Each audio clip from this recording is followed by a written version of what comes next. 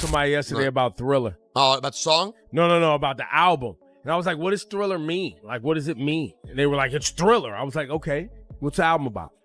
It doesn't have an They album. were like, it doesn't have to have a meaning. It's the biggest album of all time. I was like, okay, so it's the McDonald's of albums. All right, cool. Wow, you call McDonald's album? It's just giant, sold, mad. All right, it's great. Nah, beat it. Beat it's the Big Mac. Thriller's the McDLT. And Paul McCartney joint is just a hot bucket of shit. That's the McRib. Today, we have a few topics to get into. Dame Dash is certainly making a push for the title of Jay-Z's biggest opposition as he went off on the hip-hop mogul just a few hours ago, sparking heated debates, even though some of what he said wasn't entirely wrong. We also have something that shocked a lot of rap fans involving Eminem ahead of Drake's Iceman release, which has already been met with some interesting first-week projections. And we got something from T.I. that left me genuinely scratching my head. Before we dive in, hit the like button if you enjoy content like this and subscribe if you haven't already.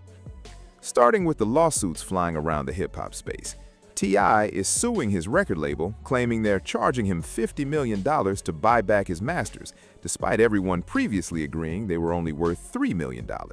And this is wild because not too long ago, T.I. was out here going back and forth with 50 Cent about how he has 5 classic albums compared to 50's 1.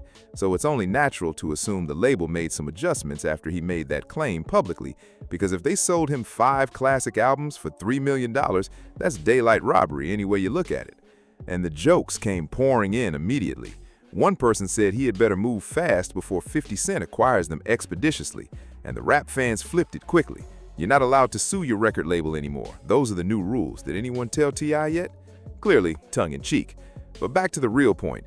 If you're gonna go around telling the world you have 5 classic albums, don't act surprised when they bump the price from $3 million to $50 million. That's $10 million per classic. Jokes aside though, good luck to T.I. on this legal battle. And then there's Dame Dash out here moving like he's on a personal mission to dismantle Jay-Z's legacy at every opportunity. We got another one from Dame after someone asked him to choose between Jay-Z's and Kanye's catalog, and he went completely off. Jay.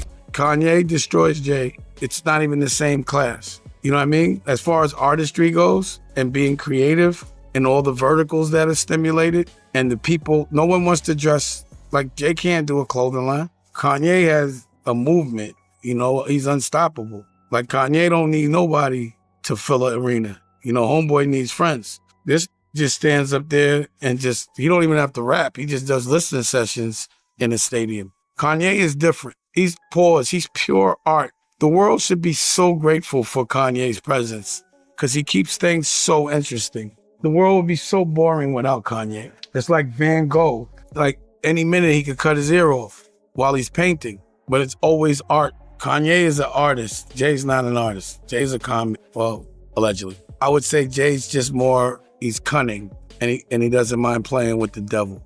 He's cunning. He'll make you believe that you're his brother and he really hates you. That's cunning to me. He plays his position very well and they pay him well for it. You taking Kanye catalog over Reasonable Doubt, Blueprint, the Black Album? Reasonable Doubt doesn't sell shit. Why you think I gave it away? Nobody made no money off that shit. Barely went gold. Nobody gives a fuck about Reasonable Doubt other than people that were there. Nobody gives a fuck about Reasonable Doubt.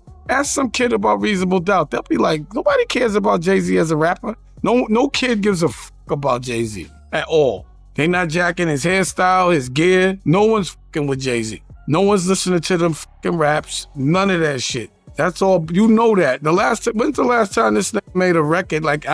He's an old man. Why the fuck should he be making records? But ain't nobody jacking AZ. I'm gonna tell you what killed Jay-Z, them fucking dress shirts. That put him out of business. He wasn't fly after that. No one, he couldn't recover for them dress shirts. I'm not in it for the money, bro. I'm gonna be broke my whole life. I'm gonna always spend it. I'm not gonna say I ain't gonna make it, but I ain't holding a dollar. Holding money is for suckers to me. I don't care. Y'all could do it. I had the bricks. I hold some bricks and some real estate, but looking at green, nasty, stink money, I don't need that shit. I burn that shit.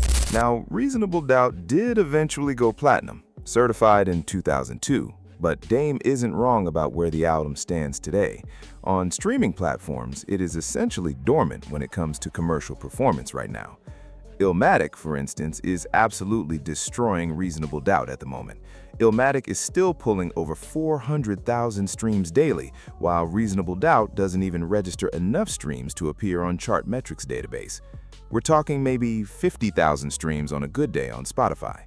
But two things can be true at once, and it is also pretty obvious that Dame Dash has some personal saltiness toward Jay-Z mixed in there. The reactions online have been entertaining, to say the least.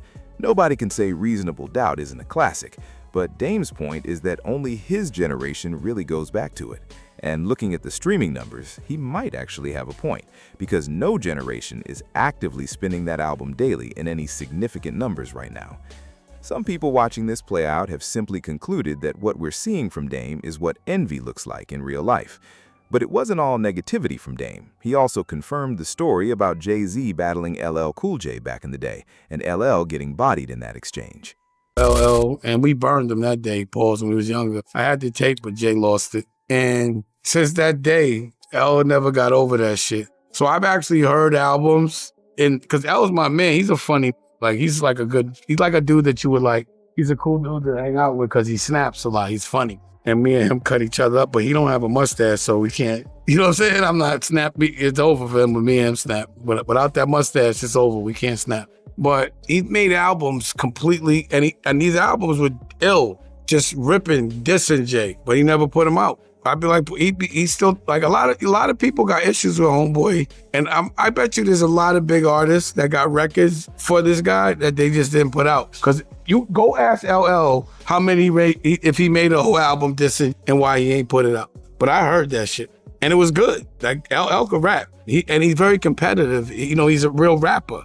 He's the type that be like, yo, if you be like, yo, what's your size? It pause. He'd be like, yo size. Like, that's why I f with him, though. And he could take snapping sometimes. But, you know, Jay ripped him, though. I ain't gonna say that. Jay, it was bad. Yeah, we was laughing at L. I think he gonna say he didn't, but I remember he said the Funkadelic Relic rhyme, but before it came out, and Jay said some you know, he did one of those. We was like, get that Funkadelic shit out of here. Like, we were laughing at him. It was bad. It was embarrassing. It definitely was. It was something like a guy that has that much pride. I doubt he ever got over. L could probably beat Jay in a battle in the verses. LL has a good show. You know, LL been doing it. He's not like LL for probably Busta Rhymes. I think Busta Rhymes, you know, Busta Rhymes is on his Busta Rhymes shit. Because about your show, it's not even about the songs. So when Dipset took that L, it was because of the presentation. It wasn't because song for song. It's just that they had a better. And this is already getting disputed in the comments. People are saying Dame is lying, that Jay-Z, Dame, and Sauce Money caught LL off guard at a nightclub, and LL only spit 2 bars from 14 shots to the dome. It was essentially a 2-on-1 situation. And someone expanded on that, saying they were chasing LL around the city trying to catch him to battle, just young rapper energy back in the day. Those stories actually circulated through the source a long time ago, so there is some history there. The LL and Jay tension did bubble up again later when Jay was trying to link with G-Unit and LL teased the potential beef. But at this point, it's safe to say Jay-Z has his own Dame Dash situation to deal with in real time. And maybe, if we're lucky, it could produce something classic the way beef used to back then. Moving on, there's a report circulating that has rap fans genuinely shook. The only rap albums in history to sell over 1 million units in their first week are the Marshall Mathers LP, the Eminem Show, Encore, The Massacre, The Carter 3, and Views.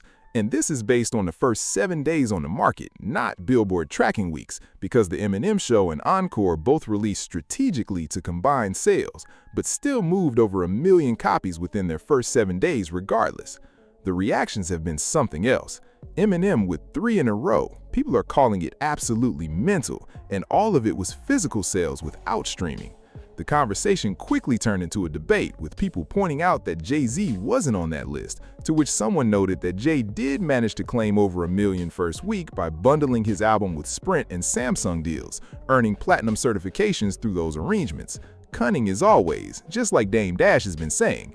And of course, someone had to drop the classic comment, "White privilege is wonderful," with the laughing emojis, referring to Eminem's 3 consecutive million-plus first-week runs.